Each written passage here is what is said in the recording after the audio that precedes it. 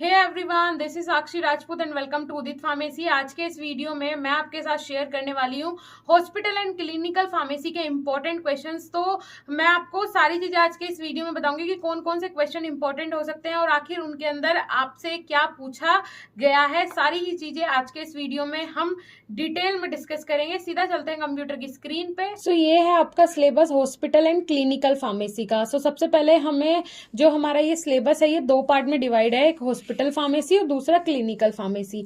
तो सबसे पहले तो हमें डिफरेंस पता होना बहुत जरूरी है कि हॉस्पिटल फार्मेसी और क्लिनिकल फार्मेसी दोनों में क्या डिफरेंस है। ठीक है, तो जैसे कि आपने सुना होगा, एक होता है doctor in pharmacy means pharm D के बारे में आपने सुना होगा। तो अब गवर्नमेंट ने क्या कर दिया है, हॉस्पिटल्स के अंदर फार्म डी की वैकेंसी निकलती है। जो क्या बनता है, एक बनता है जो ये फार्मासिस्ट होगा, ये कहाँ जाएगा, क्लिनिकल फार्मासिस्ट की वैकेंसी निकलती है हॉस्पिटल्स के अंदर। तो दोनों में क्या डिफरेंस है वो मैं आपको क्लियरली समझाऊंगी। पहले देख लेते हैं हॉस्पिटल फार्मेसी। ठीक है, सो हॉस्पिटल फार्मेसी में क्या होता है, इसमें जो जनरल फार्मासिस्ट होता है, जैसे कि कोई डी फार्म करके आया हो या फिर कोई बी फार्म करके आया हो, इस तरीके से जो फार्मासिस्ट होते हैं वो अपॉइंट होते हैं एज अ हॉस्पिटल फार्मासिस्ट। ठीक है, हॉस्पिटल फार्मासिस्ट का मतलब होता है, एक हॉस्पिटल फार्मासिस्ट का काम जनरल होता है कि जैसे नॉर्मल फार्मासिस्ट का काम होता है कि आपको वहां पे जाना है, जो मेडिसिन है उनका डिस्ट्रीब्यूशन देखना है, डिस्पेंस करनी है मेडिसिन, उनकी देखना है कि स्टॉक कितना आना है। ठीक है, परचेजिंग का और सेलिंग का काम होता है जनरली, अगर मैं बोलूं, एक हॉस्पिटल फार्मासिस्ट का। ठीक है, वहीं पे जो क्लिनिकल फार्मासिस्ट होता है उसका काम बहुत, उसकी रेस्पॉन्सिबिलिटी ज्यादा होती है। वो डायरेक्ट पेशेंट काउंसलिंग भी कर सकता है, पेशेंट को ट्रीट कर सकता है, उसे सजेस्ट कर सकता है सारी चीजें एज अ फिजिशियन। लेकिन वो किससे कंसल्ट करके करेगा, फिजिशियन से कंसल्ट करके करेगा। ठीक है, अब दोनों में डिफरेंस क्या है, क्योंकि हमें यहाँ पे ये नहीं देखना कि हॉस्पिटल फार्मासिस्ट क्या होता है और क्लिनिकल फार्मासिस्ट क्या होता है। हॉस्पिटल फार्मेसी के अंदर कौन कौन सी चीजें आ जाती हैं जो इंपॉर्टेंट है वही मैं आज आपको यहाँ पे बताऊंगी। और मैं ये भी क्लियर कर दूं, हॉस्पिटल एंड क्लिनिकल फार्मेसी का जो ये सिलेबस है ये सिर्फ इसी बार आने वाला है आपका एग्जाम में। जैसे कि आप पता ही है, सिलेबस हो गया है चेंज। जो नेक्स्ट सेशन वाले स्टूडेंट अब जो डी फार्म सेकेंड ईयर में आएंगे उनके लिए जो नया सिलेबस आया है वही क्या होगा, फॉलो होगा। ठीक है, तो हॉस्पिटल्स का मतलब जो डेफिनेशन है, मैं आपको इंपॉर्टेंट क्वेश्चंस इसमें बताऊंगी कि ये चीजें आपके लिए इंपॉर्टेंट है। हॉस्पिटल की डेफिनेशन इंपॉर्टेंट है। ठीक है, हॉस्पिटल के बारे में आपको पता होना जरूरी है। उसके बाद हॉस्पिटल फार्मेसी क्या होती है उसे कंप्लीटली डिफाइन करना, उसकी डेफिनेशन। फिर उसके बाद अगर मैं बात करूं लेआउट, लोकेशन कहाँ पे होती है, मतलब एक हॉस्पिटल में अगर कोई एक फ्लोर का हॉस्पिटल है, अगर कोई 50 बेड का हॉस्पिटल है, तो उसमें जो फार्मेसी की जगह होगी वो कहाँ पे होगी। क्लियर हो रहा है इस तरीके से। उसके बाद requirements and abilities required for hospital pharmacist, this is an important question कि क्या रिक्वायरमेंट्स होती हैं एक फार्मासिस्ट को हॉस्पिटल फार्मासिस्ट बनने की। उसके बाद है third, drug distribution system in hospital. इसमें जो इंपॉर्टेंट है आउट पेशेंट और इन पेशेंट, बेटा बहुत इंपॉर्टेंट है। आउट पेशेंट और इन पेशेंट की अगर मैं बात करूं, आउट पेशेंट का मतलब होता है ऐसे पेशेंट जो हॉस्पिटल तो आए लेकिन वो हॉस्पिटल में एडमिट नहीं हुए, सिर्फ आए, अपना दवाई लेके चले गए। इन पेशेंट का मतलब होता है ऐसे पेशेंट जो कि हॉस्पिटल में आए हैं, आने के बाद वो वहां पे कितना टाइम रुके हैं, कौन कौन सा मेडिकेशन उनका हुआ है। उसके बाद बात कर लेते हैं मैन्युफैक्चरिंग का में क्या रोल होता है एक हॉस्पिटल फार्मासिस्ट का। देखिए, मैन्युफैक्चरिंग जो होता है ये कई सारे हॉस्पिटल का खुद का मैन्युफैक्चरिंग प्लांट भी होता है। इसके लिए इन्हें अथॉरिटी लेनी पड़ती है पीटीसी कमेटी से। ठीक है, पीटीसी कमेटी से ये अथॉरिटी लेते हैं। उसके बाद बहुत सारे, जैसे कि जो शेड्यूल एम है, गुड मैन्युफैक्चरिंग प्रोडक्ट वाला जो शेड्यूल है, उसके अंडर जो जितनी भी गाइडलाइंस आती है वो सब इन्हें फॉलो करनी पड़ती है। पीटीसी कमेटी से इन्हें क्या लेनी पड़ती है, परमिशन लेनी पड़ती है। ठीक है, तो इनके कुछ खुद के मैन्युफैक्चरिंग प्लांट भी होते हैं कुछ हॉस्पिटल्स के, राइट। तो इसमें स्टेराइल प्रोडक्ट और नॉन स्टेराइल प्रोडक्ट, जो आपको मेन ध्यान देना है कि स्टेराइल प्रोडक्ट्स के लिए, क्योंकि अलग से स्टेराइल रूम होता है, अलग से इसके लिए गाइडलाइन लाइन्स होती हैं। और जो नॉन स्टेराइल जैसे स्टेराइल प्रोडक्ट, कौन से प्रोडक्ट होते हैं बच्चे? स्टेराइल प्रोडक्ट ऑप्थेल्मिक प्रोडक्ट्स होते हैं स्टेराइल। जो पेरेंटल प्रिपरेशन होती है वो कंप्लीटली स्टेराइल होती है। जो नॉन स्टेराइल होते हैं मतलब जिसमें ये होता है कि डायरेक्ट सिस्टमिक सर्कुलेशन में इंजेक्ट ना करवाई जाए, वो जो ड्रग कंपाउंड होते हैं वो होते हैं आपके नॉन स्टेराइल प्रोडक्ट। ठीक है, उसके बाद nomenclature and uses of surgical instruments and hospital equipments and health accessories. ठीक है, अब आपको नोमेनक्लेचर मतलब जितने भी सर्जिकल इंस्ट्रूमेंट्स हैं उनके बारे में उनके नाम बताने हैं, उनके यूजेस बताने हैं, और जितने हॉस्पिटल इक्विपमेंट्स हो सकते हैं उनके नाम और आपको उनके यूजेस बताने हैं। ठीक है, पता होने जरूरी है।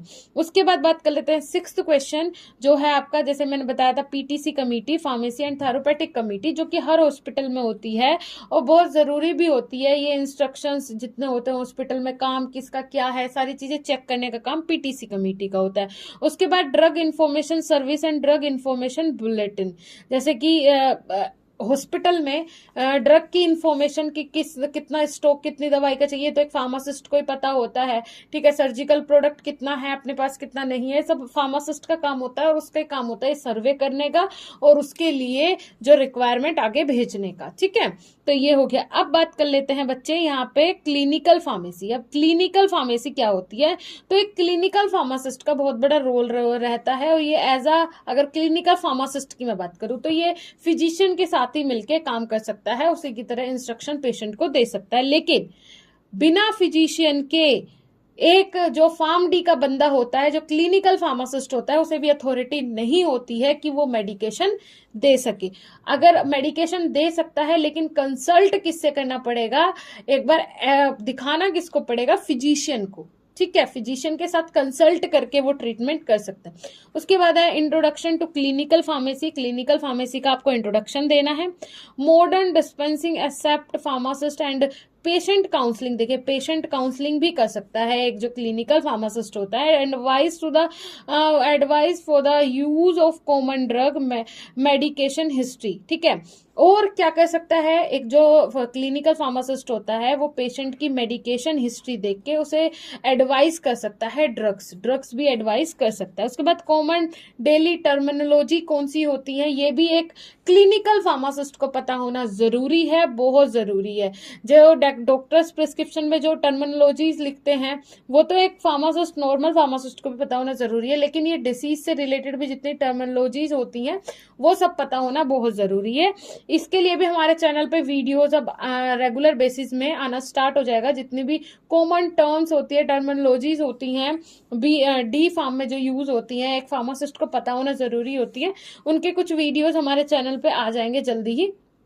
उसके बाद बेटा मैं बता दूं, जो ये सिलेबस है ये मैं आपको ओवरव्यू तो बता दूंगी, लेकिन अच्छे से अगर आपको डिफरेंस जानना है कि क्लिनिकल फार्मासिस्ट, हॉस्पिटल फार्मासिस्ट, और इसके अंदर मुझे पढ़ना क्या चाहिए, देखिए मेरा मानना ये है जो भी सब्जेक्ट आपको दिया हुआ है आपके सिलेबस में उसके पीछे कोई ना कोई मोटिव होता है। और मोटिव सबसे पहले एज अ स्टूडेंट आपका क्या है कि आपको पता हो कि उसके अंदर क्या है, और पूरी तरीके से आपसे अगर कोई पूछे तो आप उसे बता सके। ठीक है, आपको नॉलेज होना बहुत जरूरी है। उसके लिए उदित फार्मेसी क्लासेज ऐप पे आपको कंप्लीट वीडियो लेक्चर्स प्रोवाइड करवा रहे हैं। साथ ही साथ अभी एग्जाम की प्रिपरेशन के लिए भी लाइव क्लास भी चल रही है, तो वो जाके आप ज्वाइन कर सकते हैं। उदित फार्मेसी क्लासेज ऐप, नीचे डिस्क्रिप्शन बॉक्स में लिंक मिल जाएगा।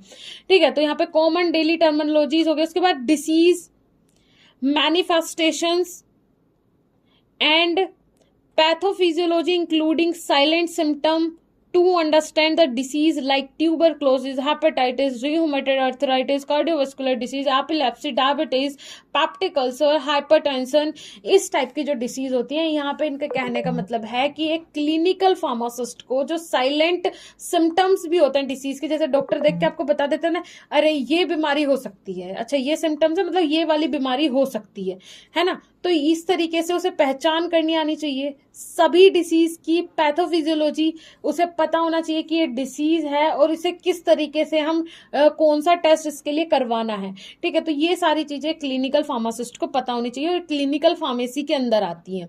उसके बाद है ड्रग इंट्रैक्शन का नॉलेज होना चाहिए, डेफिनेशन।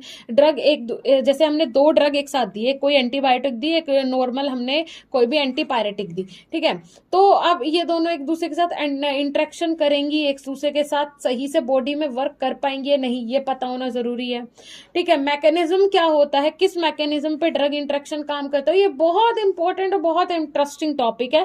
जाके विजिट करो आप एप्लीकेशन, वहां पे इतने अच्छे टीचर्स हैं, सब पीएचडी होल्डर टीचर्स आपको गाइड कर रहे हैं। हमारी एप्लीकेशन पे जाके विजिट कीजिए। उसके बाद है drug interaction with reference to analgesic, diuretic, वही सारी चीजें एक दूसरे से किस तरीके से वो इंटरेक्ट करेंगी अलग अलग बीमारियों में। उसके बाद drug food interaction, this is an important thing. आपको कई बार जो डॉक्टर्स होते हैं वो बोलते हैं आपको ये दवाई जो लेनी है ये गर्म दूध से लेनी है, कभी बोलते हैं गर्म पानी से लेनी है, ठंडे से नहीं लेनी है ना, कभी बोलते हैं नॉर्मल पानी से लेनी है, कभी बोलते हैं गुनगुने पानी से लेनी है।